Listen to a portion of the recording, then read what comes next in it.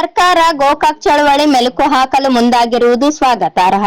ಸಮಾವೇಶದಲ್ಲಿ ಮಂಡಿಸುವವರು ವಿಷಯ ಆಸ್ಥಾನ ವಿದ್ವಾಂಸರಾಗಿರುವುದರಿಂದ ಗೋಕಾಕ್ ಚಳವಳಿಯ ಕಟು ಸತ್ಯಗಳು ಹಮ್ಮಿಕೊಂಡಿರುವ ಸಂತಸದ ಸಂಗತಿ.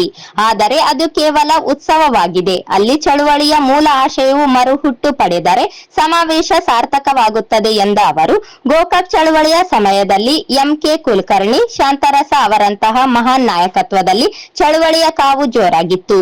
ಆ ಸಮಯದಲ್ಲಿಯೇ ತಾವು ಹೋರಾಟದ ಬದುಕಿಗೆ ಅಂಬೆಗಾಲು ಇಟ್ಟಿದ್ದು ಎಂದು ಮೆಲುಕು ಹಾಕಿದ ಅವರು, ಯಾವ ವಿಚಾರಕ್ಕೆ ಗೋಕಾಕ್ ಚಳವಳಿ ನಡೆಯಿತು ಎನ್ನುವುದನ್ನು ಮರೆಯಬಾರದು. ಕನ್ನಡಕ್ಕೆ ಅಗ್ರ ಪಂಕ್ತಿ ದೊರೆಯಬೇಕು ಎಂದು ನಡೆದ ಹೋರಾಟದಲ್ಲಿ ಮುಂಚೂಣಿಯಲ್ಲಿದ್ದವರು ಚಂದ್ರಶೇಖರ್ ಪಾಟೀಲ್. ಆ ಚಳವಳಿಗೆ ಜನತೆಯು ಅದೇ ರೀತಿಯಲ್ಲಿ ಸ್ಪಂದಿಸಿತ್ತು. ಅದು ಇತಿಹಾಸ.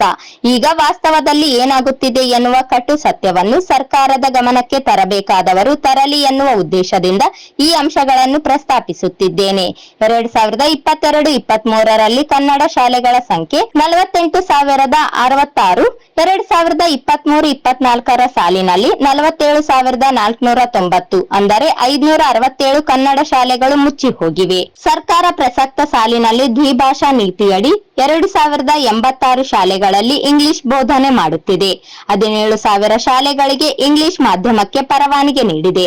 ಕಲ್ಯಾಣ ಕರ್ನಾಟಕ ಭಾಗದಲ್ಲಿ 18,183 ಕನ್ನಡ ಶಿಕ್ಷಕರ ಹುದ್ದೆಗಳು ಖಾಲಿ ಇವೆ. ಇವು ನಮ್ಮ ಮನದ ನೋವಿನ ನುಡಿಗಳು ಎಂದು ಕಣ್ಣಾಲೆ ತೇವ ಮಾಡಿಕೊಂಡರು. ನಮ್ಮನ್ನು ಸಮಾವೇಶಕ್ಕೆ ಆಹ್ವಾನಿಸಿಲ್ಲ ಬಿಡಿ ಎಂದು ಬೇಸರ ವ್ಯಕ್ತಪಡಿಸಿದ ಅವರು, ಸಮಾವೇಶ ಚೆನ್ನಾಗಿ ನಡೆಯಲಿ, ಗೋಕಾಕ್ ಚಳವಳಿಯ ಮೂಲ ಆಶಯ ಸಮಾವೇಶದಲ್ಲಿ ಮರುಹುಟ್ಟು ಪಡೆದುಕೊಳ್ಳಲಿ ಎಂದು ತಿಳಿಸಿದರು. ವಿಭಾಗ ಮಟ್ಟದ ಗೋಕಾಕ್ ಚಳವಳಿಯ ಹಿಂದಿನ ನೆನಪು ಮತ್ತು ಮುನ್ನಡೆ ಏನು ಅನ್ನೋ ವಿಷಯದಲ್ಲಿ ಒಂದು ಕಾರ್ಯಕ್ರಮ ಆಗ್ತಾ ಇದೆ. ಸರ್ಕಾರದ ಒಂದು ಮಹತ್ವಾಕಾಂಕ್ಷೆಯ ಕಾರ್ಯಕ್ರಮದಂತೆ ಅದು ಕಾಣ್ತಾ ಇದೆ. ಒಳ್ಳೆಯ ಕೆಲಸ ಅದು ಆಗಬೇಕು. ಆ ಥರದ ನೆನಪುಗಳು, ವಿಮರ್ಶೆಗಳು ಆಗಬೇಕು. ನನ್ನ ಕಾಳಜಿ ಏನಂದರೆ ಅದು ಕೇವಲ ಒಂದು ಉತ್ಸವಕ್ಕೆ ಸೀಮಿತ ಆಗಲಾರದೆ ನಾಡಿಗೆ ಒಂದು ಒಳ್ಳೆ ಪ್ರಯೋಜನ ಆಗ್ತಕ್ಕಂಥ ಕಾರ್ಯಕ್ರಮ ಆಗಲಿ ಅಂತೇಳಿ ನಾನು ಮೊಟ್ಟ ಮೊದಲು ಶುಭ ಹಾರೈಸ್ತೇನೆ. ನನಗೆ ಅನುಮಾನ ಏನಂದರೆ, ತುಂಬ ಜನ ಆ ಸ್ಥಾನದ ವಿದ್ವಾಂಸರು ಅಲ್ಲಿ ಜಮಾ ಆಗಿ ಅವರೆಲ್ಲ ನಿಗಮ ಮಂಡಳಿ ಅಧ್ಯಕ್ಷರು ಮತ್ತೊಂದು ಎಲ್ಲ ಅಸ್ಥಾನ ವಿದ್ವಾಂಸರೇ ಇದ್ದಾಗ ಸರ್ಕಾರದ ತಪ್ಪುಗಳನ್ನು ಅವರು ಧೈರ್ಯದಿಂದ ಪ್ರಾಮಾಣಿಕವಾಗಿ ಎಷ್ಟು ಮಾತಾಡ್ತಾರೆ ಅನ್ನೋ ಅನುಮಾನ ಇದೆ ನನಗೆ. ಮಾತಾಡಿದ್ರೆ ಭಾಳ ಸಂತೋಷ. ಸತ್ಯವನ್ನು ಹೊರಗೆ ಹಾಕಿದರೆ ನಾನು ಅದಕ್ಕೆ ಭಾಳ ಸಂತೋಷ ಪಡ್ತಕ್ಕಂಥವನು. ಅವರ ವಿರೋಧಿ ಏನಲ್ಲ ನಾನು. ಅವ್ರ ಮೇಲೆ ನನಗೆ ಅಪಾರ ಗೌರವ, ಪ್ರೀತಿ ಇದೆ. ಹಾಗೆಯೇ ರಾಯಚೂರಿನಲ್ಲಿ ಕೂಡ ಗೋಕಾಕ್ ಚಳವಳಿ ಒಂದು ಝಲಕ್ ಜೋಡಿಸಿದೆ.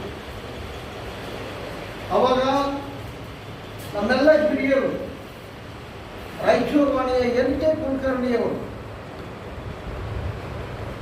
ಮಾನ್ಯ ದಿವಂಗತ ಶಾಂತರಸ ಅವರು ಸಮಕ್ಷಮ ರಾಯಚೂರಿನಲ್ಲಿ ಒಂದು ದೊಡ್ಡ ಚಳವಳಿನೇ ಆಯಿತು, ಲಾಠಿ ಚಾರ್ಜ್ ಆಯಿತು. ಆ ವಿಷಯದ ಕುರಿತು ನಾನು ಹೆಚ್ಚಿಗೆ ಹೇಳಲಿಕ್ಕೆ ಹೋಗಿಲ್ಲ. ನಾನು ಹೊಸದಾಗಿ ಸಾರ್ವಜನಿಕ ಜೀವನ ಸಂದರ್ಭದಲ್ಲಿ ಸಂಸ್ಕೃತ ಪ್ರಥಮ ಭಾಷೆ ಮಾನ್ಯತೆಯನ್ನು ರದ್ದು ಮಾಡಿ ಕನ್ನಡಕ್ಕೆ ವಿಶೇಷ ಆದ್ಯತೆಯನ್ನು ಕೊಟ್ಟರು. ಗುಂಡೂರಾವ್ ಸರ್ಕಾರ ಬಂದಾಗ ಪುನಃ ಅದನ್ನು ಉಲ್ಟಾ ಮಾಡಿ ಕನ್ನಡಕ್ಕೆ ಇರುವ ಆಗಿನ ಮಾನ್ಯತೆಯನ್ನು ಕಡಿಮೆ ಮಾಡಿ ಸಂಸ್ಕೃತಕ್ಕೆ ಮತ್ತೆ ಪ್ರಥಮ ಭಾಷೆಯ ಒಂದು ಮಾನ್ಯತೆಯನ್ನು ಎತ್ತಿಡಿ.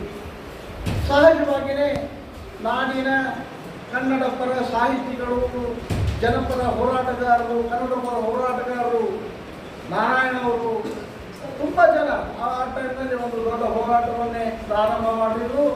ಅದು ಉತ್ತರ ಕರ್ನಾಟಕ ಭಾಗದಲ್ಲಿ ಅಥವಾ ರಾಜ್ಯ ಮಟ್ಟದಲ್ಲಿ ಚಂದ್ರಶೇಖರ್ ಪಾಟೀಲ್ ಬಹಳ ಮಹತ್ವದ ಒಂದು ಕೆಲಸವನ್ನು ಆ ಟೈಮ್ನಲ್ಲಿ ಮಾಡಿದರು. ಈ ಸಂದರ್ಭದಲ್ಲಿ ಮೊಹಮ್ಮದ್ ಖಾಜಾ ಅಸ್ಲಂ, ಜಾನ್ ವೆಸ್ಲಿ ಸೇರಿದಂತೆ ಇತರರು ಉಪಸ್ಥಿತರಿದ್ದರು.